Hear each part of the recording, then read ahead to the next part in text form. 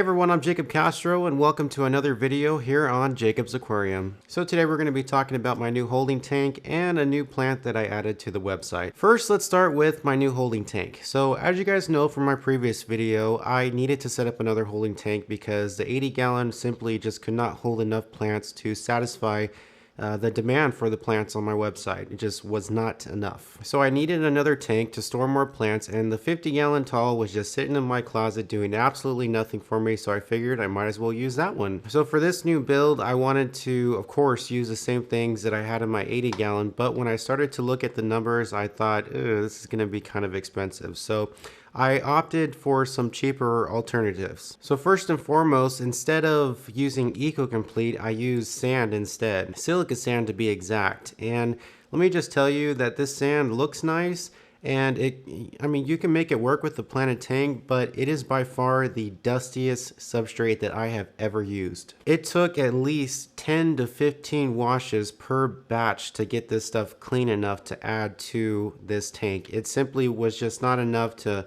wash it a couple times. It's so dusty that you really have to rinse it, throw out the dirty water, and repeat that process like many times to get it clean.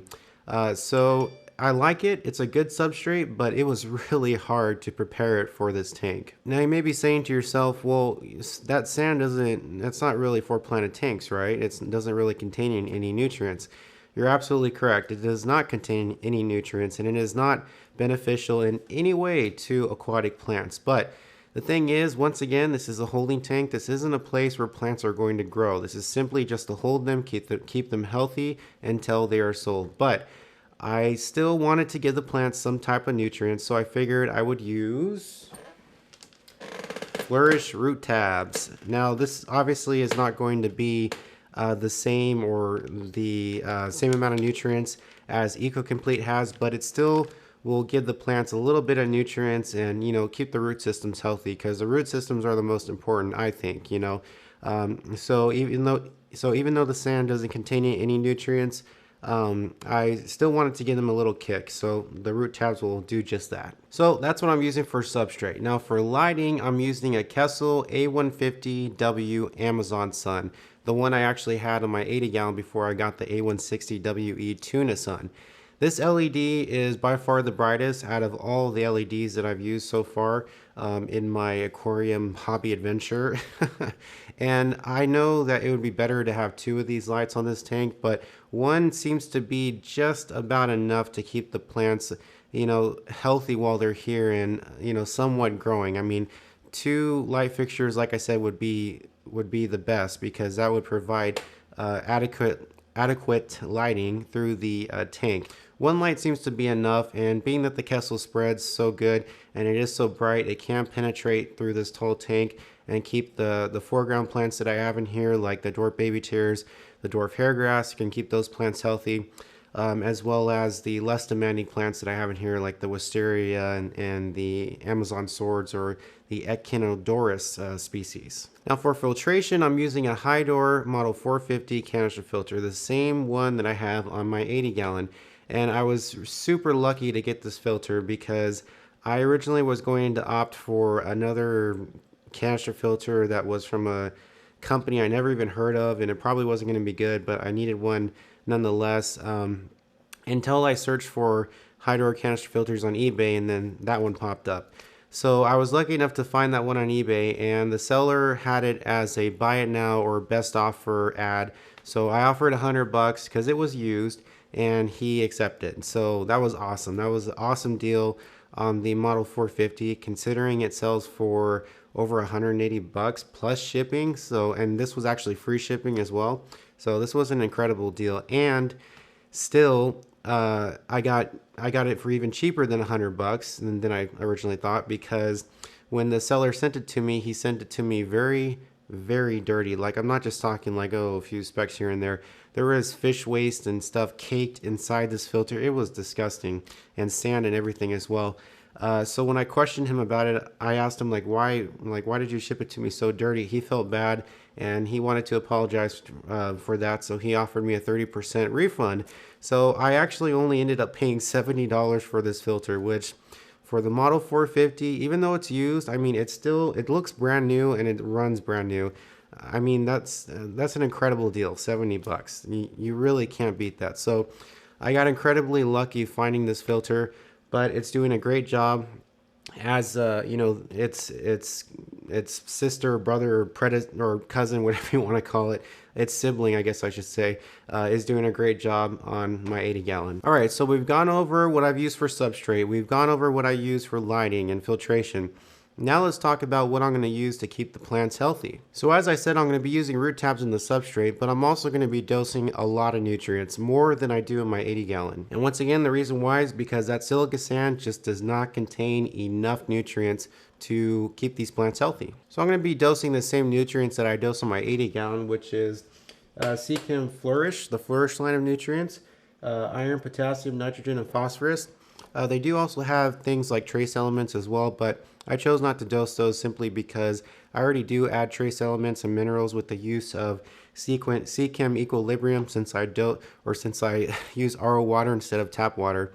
So there really is no need to use Flourish Trace, but I'm going to be using these nutrients in this tank, but about 2 to 3 times a week because the substrate does not contain any nutrients, as I said. So in order to keep the plants healthy and keep them growing and vibrant and, you know, their color nice and green or whatever color they are, I'm going to be using these nutrients pretty heavily. And I forgot to mention this in the original video, but I also used ATM Colony to cycle the tank.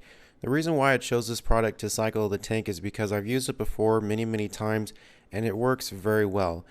Once you add it to a tank, literally within days, the water will clear up and become crystal clear, and the parameters will all be in check in less than a couple weeks. It's just one of the best products, I think, to cycle an aquarium, and it works very fast. And typically, you know, when you cycle a tank, that's not supposed to happen. It's supposed to take a long time for, you know, things to stabilize. And it just seems like when you use this stuff, it just cycles everything very fast and gets everything in check quite quickly. So as I said before, I've used it many times, and you know, why wouldn't I use it this time? It's just a great product, and it's already doing wonders for this holding tank. So that's pretty much it for my new holding tank. It's doing a great job so far holding all the plants, and it's giving me a lot of breathing room as far as how many plants I can have in stock at any given time. And it's really helped me build my inventory as well, which brings me to the next thing we're going to talk about in this video, is the new plant that I added to the website. Now I hope I pronounced the name right, but the new plant that I added to the website is called Echinodorus vervarius, I think. I took a chance and I just bought this plant on a whim from my distributor because I just wanted to see what it really looked like. I did look at pictures of this plant on the internet before I bought it, and I was very impressed, but I wanted to see what it looked like in my tank because I know, you know, the look of plants varies sometimes, you know. So I bought this plant on a whim, and my distributor had it available. Luckily, you know, it's been a very hard plant to get a hold of as far as what I've heard from my distributor. A lot of people want it. So when I got it and I put it in the tank, I was just absolutely blown away. It's one of those plants that you can't use a word like awesome or cool. You know, you have to use one of those fancy words like exquisite. It's a very elegant, vibrant, exquisite plant. You know, the way it grows with that spiral, you know, growth, it just looks so cool. You know, I promise I wasn't gonna use cool, but I did anyways. It's just a really awesome looking plant in my opinion, and I just think it looks so beautiful, and I love the way it grows. I love that spiral, you know. It just really will add character to any planted tank. So I ordered 10 of them, and I currently have 10. Actually, I have 8 of them in stock. I sold 2 of them today. They're probably gonna go fast, so I just thought I'd let you guys know in this video. But this will be a plant that I regularly stock on the website. So if it's sold out now, don't worry, it'll be available next week most likely. So that's pretty much it. That's my new tank, and that's a new plant that I added to the website. I hope you guys enjoyed the video, and thank you guys so much for watching. I really appreciate it. I hope you guys had a good New Year's, and I wish you guys much success, good luck, good health in 2015. and I will see you in another video. Have fun with your tanks. I'll see you next time.